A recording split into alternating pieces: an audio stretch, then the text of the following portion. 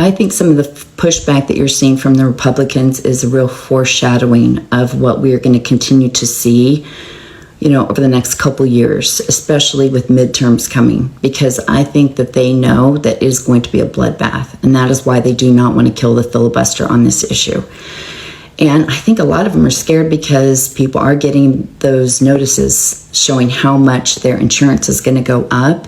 And I think they'd rather this just kind of lay at Trump's feet the best that they can, because he's out there screaming and yelling about it. If they pass that CR, those bills go up. And at least in some way they could say well, I didn't think we should kill that or pass that because I saw what that was going to do. So a lot of them tried to step back after the big, beautiful bill got passed, like Marjorie Taylor Greene, because she's like, well, I didn't know a lot of things that were in it. A lot of them said that after it got passed.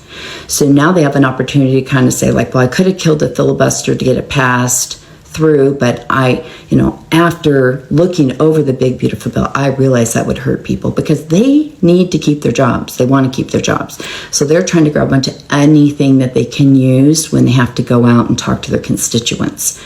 Well, I didn't agree with Trump on that point.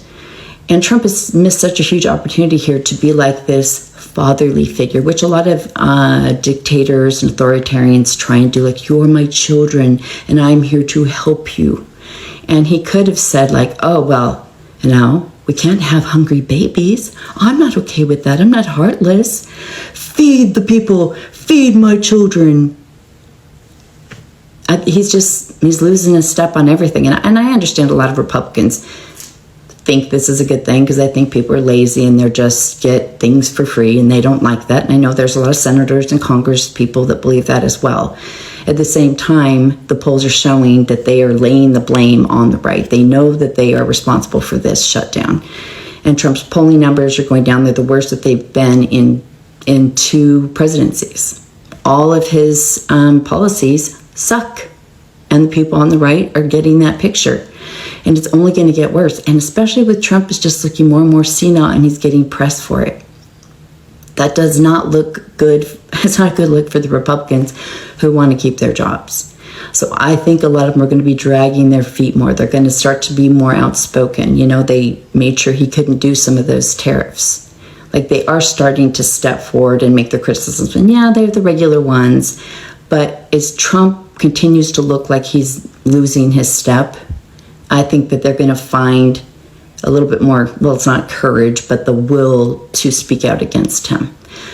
Like I said, the closer it gets to midterms, the fear of losing and being replaced is going to kick in. And I think all these small elections, all the way up, like the one that's going to happen tomorrow, you're going to see a blowout for Democrats for the different things. And it's just going to become more apparent to those on Capitol Hill about what they need to do.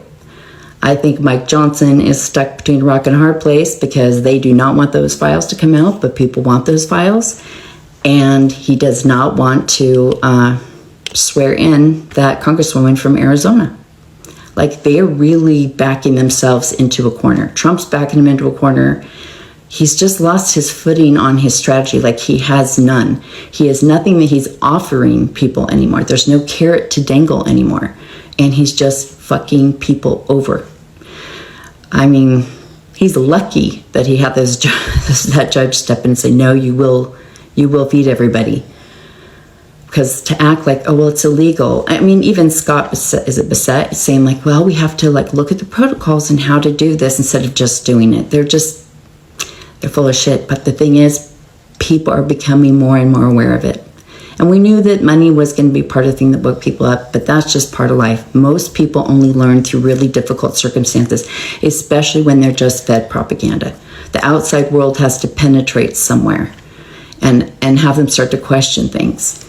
Because as long as they live in that bubble, they just don't know. But when the outside world starts to get louder and it starts to impact them, then they can start looking around. So the shutdown has been a good thing in a lot of ways. I mean, Trump thought it was going to be 10 days, and here we are at 33.